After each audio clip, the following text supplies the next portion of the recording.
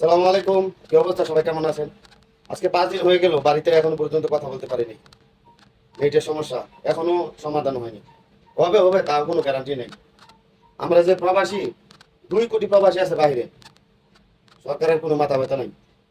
একটাবার চিন্তাও করে না যে 2 কোটি প্রবাসী বাইরে আছে, তারা তাদের আত্মীয় স্বজন, মা বাবা, ভাই বোনদের সাথে কথা বলবে, যোগাযোগ করবে, করতে পারে না। তাদের মন কি হচ্ছে?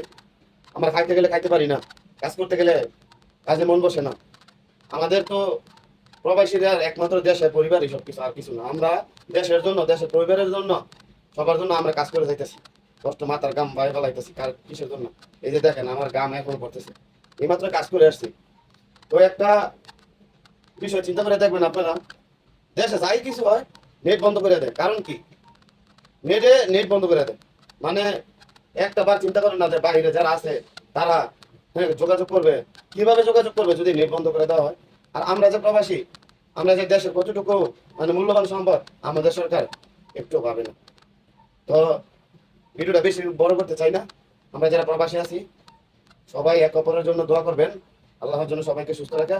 আর দেশের জন্য, বিশেষ করে দেশের জন্য, সবার জন্য, আমাদের যারা দেশে, তারপর যারা রক্ত দিয়ে, যারা শহীদ হয়ে এই আন্দোলনকে সফল করেছে, তাদের জন্য বেশি বেশি করে দোয়া, এবং তাদের জন্য আল্লাহ জান্নাত নসিব করে, সবার জন্য দোয়া প্রার্থনা করি।